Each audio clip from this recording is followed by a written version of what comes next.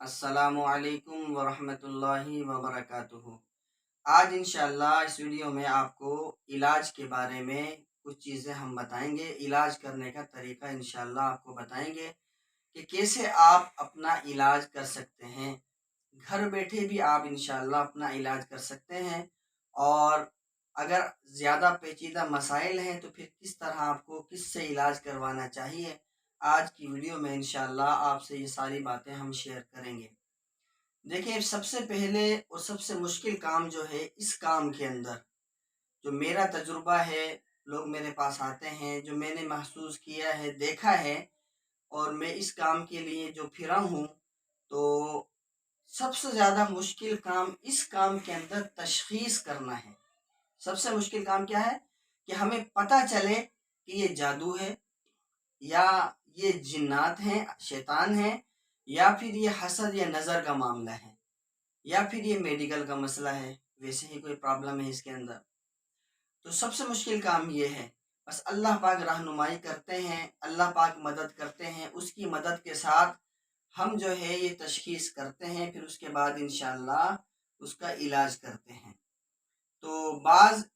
اب یہ بات آئی ہے تو میں یہ بات آپ کو بتاتا چلوں کہ بعض حضرات جو ہیں عملیات کرنے والے، وہ مختلف طریقوں سے علاج کرتے ہیں، لیکن آپ نے کس سے علاج کروانا ہے یہ بات آپ غور سے سن لیں۔ پہلی بات یہ کہ جو ماں کا نام پوچھے، کہ بھئی جاتے ہی آپ سے پوچھیں گے کہ جی آپ کی ماں کا نام کیا ہے، آپ نے ہرگز اس سے علاج نہیں کروانا۔ اور جو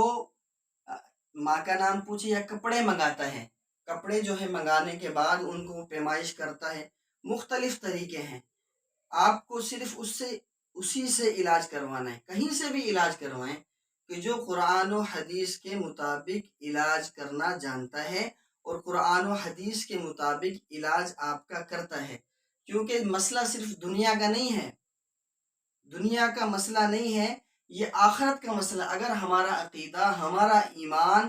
اگر وہی سلامت نہ رہا تو پھر ہم کہاں جائیں گے؟ جیتے جی سکون نہ ملا، شاعر نے کہا نا، جیتے جی سکون نہ ملا، سوچا تھا مر جائیں گے، اور مر کر بھی جب سکون نہ ملا تو پھر کدھر جائیں گے؟ جب اللہ کے پاس جائیں گے تو پھر وہاں سے تو کوئی بھاگ بھی نہیں سکتا۔ اس لیے خدارا اپنے عقیدے کو بچانے کے لیے، اپنے ایمان کو بچانے کے لیے ایسا کام آپ نے ہرگز نہیں کرنا کہ جو شریعت کے خلاف ہو، جو سنت کے خلاف ہو، جو قرآن و سنت سے ہٹ کر ہو، ایسا کام آپ نے ہرگز نہیں کرنا۔ جب آپ کی تشخیص ہو جائے،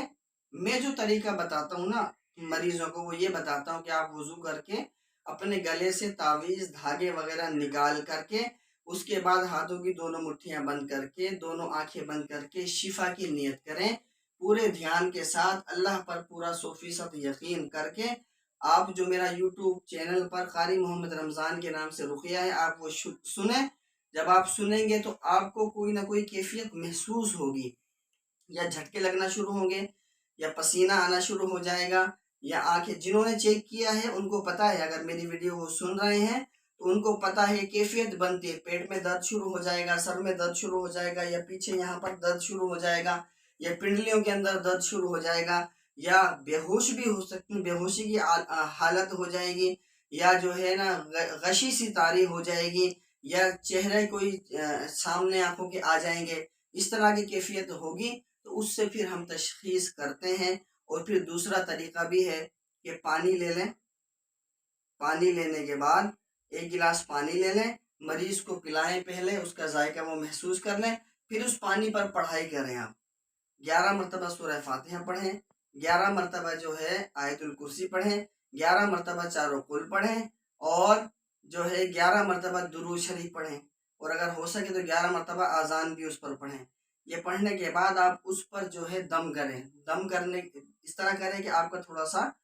لعاب جو ہے اس کے اندر اس طرح پھٹکار کر دم کریں زور سے، پھر مریض کو پلائیں۔ اگر مریض کو ذائقہ چینج محسوس ہوتا ہے، یا کڑوا محسوس ہوگا، یا ترش لیمو کی طرح محسوس ہوگا، یا بالکل نارمل ہوگا، 3 حالتیں پیدا ہوں گی، تو اس سے اس کا پتہ چلے گا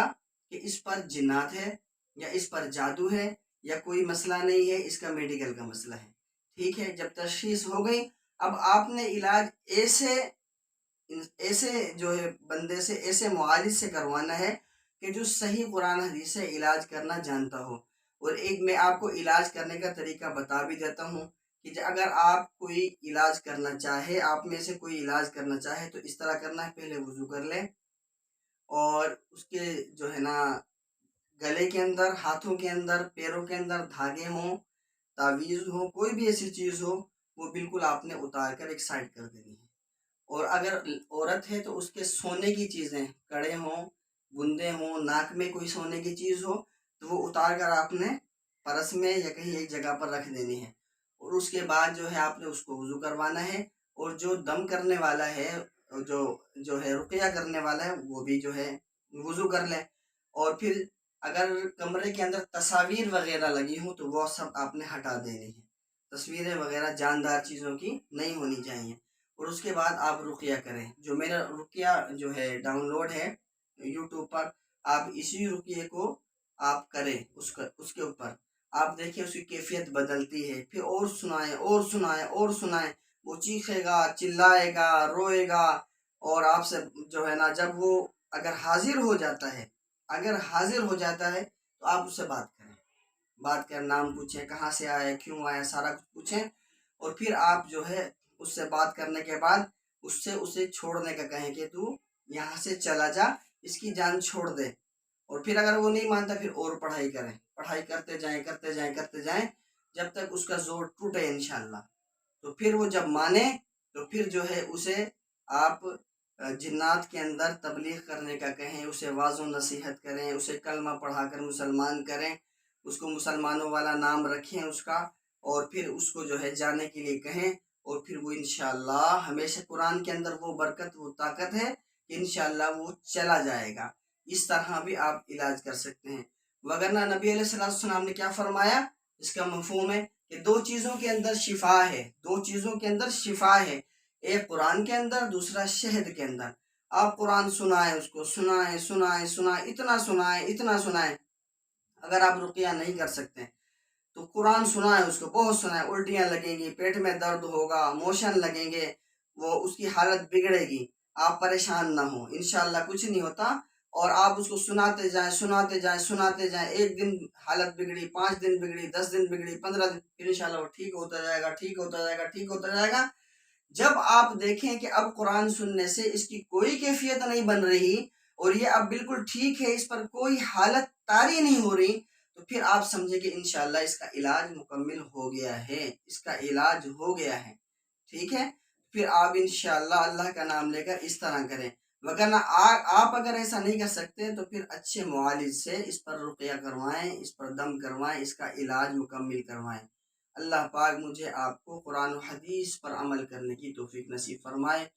والسلام علیکم ورحمۃ اللہ وبرکاتہ۔